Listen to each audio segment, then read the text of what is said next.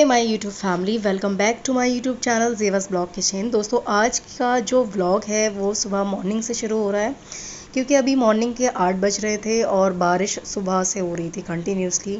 काफ़ी टाइम तक बारिश रही थी, तो मौसम बहुत अच्छा हो रहा था। तो इसी दौरान सासू माँ ने बोला कि आलू की कचौड़ियाँ बना लो, तो मैंने सोचा कि चलो अगर वो कह रही हैं तो बना ही लेते हैं।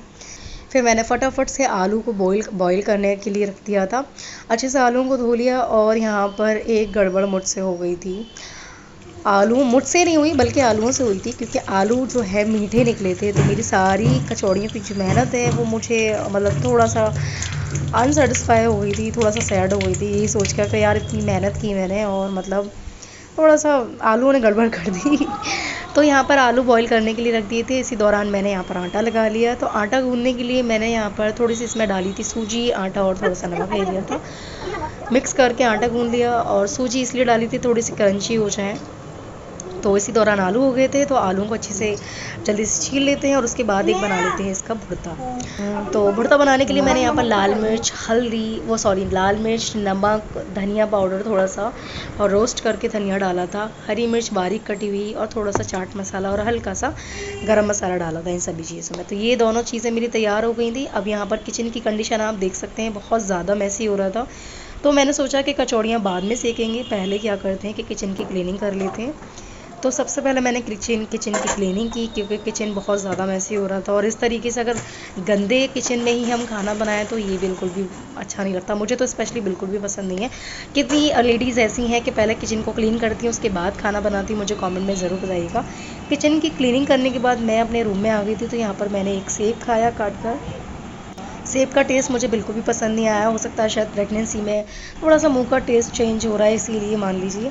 अदरवाइज़ खाना मुझे इस पड़ा, क्योंकि हेल्थी मतलब सेब खाना इसलिए ज़रूरी था, क्योंकि प्रेगनेंसी में थोड़ी सी हेल्थ अगर वीक रहेगी तो फिर बहुत ज़्यादा डाउन हो जाऊँगी मैं, और इस दौरान मैं कोई काम भी नहीं कर पाऊँगी। फिर मैंने पानी पी लिया था, क्योंकि पानी कंटिन्यूसली मैं मतलब थोड़ी थोड़ी देर तक पीती रहती हूँ, क्योंकि पानी पीना बहुत ज़्यादा इंपॉर्टेंट है, स्पेशली प्रेगनेंसी के दौरान।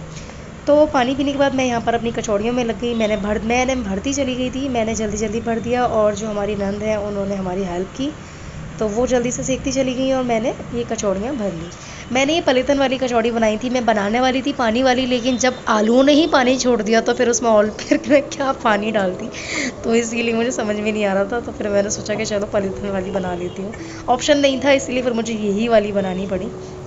तो यहाँ पे फटाफट से मैंने कचौड़ियाँ भर ली, और इस तरीके से मैंने कचौड़ियों की प्रिपरेशन की। तो दोस्तों,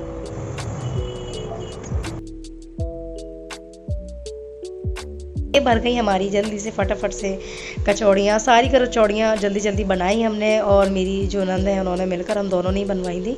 क्योंकि भारी पकवान होते हैं, जैसे कचौड़ियाँ हैं, पूड़ी हैं, या और भी भारी चीज़ें अगर हमें बनानी होती हैं फेस्टिवल्स में, या किसी अच्छे मौके पर, जैसे कि शादी वगैरह होती है या फेस्टिवल वगैरह होते हैं, या घर में नॉर्मल में भी आप बना रहे हो, तो ये चीज़ें थोड़ी हैवी पड़ जाती हैं। तो 2-4 लोगों का साथ में हेल्प करना ही ज़्यादा सही रहता है।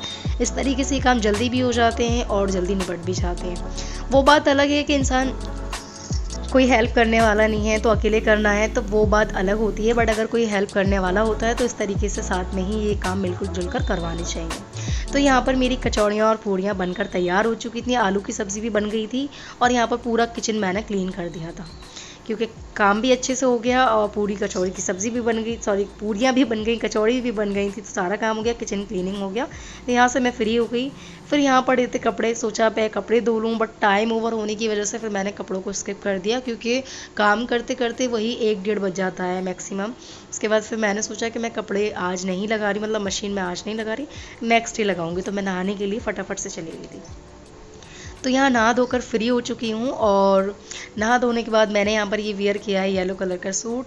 ये मैंने फ़्लिपकार्ट से मंगवाया था, क्योंकि मेरी ननद की शादी थी उसी दौरान। फिर मैंने सोचा कि मैं क्या ही बाहर से कपड़ा ख़रीद के लाकर बनवाऊँ, फिर मैंने इसलिए फ़्लिपकार्ट से ये सूट मंगवाया था। बहुत ज़्यादा प्यारा आया था, बहुत अच्छा सूट था, बहुत ज़्यादा कम्फर्टेबल था, कपड़ा रेयॉन का था। तो फ्रेंड्स, आप लोगों को आज का मेरा ये छोटा सा और सिंपल सा ब्लॉग कैसा लगा मुझे कमेंट में ज़रूर बताइएगा, और चैनल को ज़रूर सब्सक्राइब कीजिएगा। मिलती हूँ किसी अच्छे ब्लॉग के साथ, तब तक के लिए अल्लाह हाफ़िज़।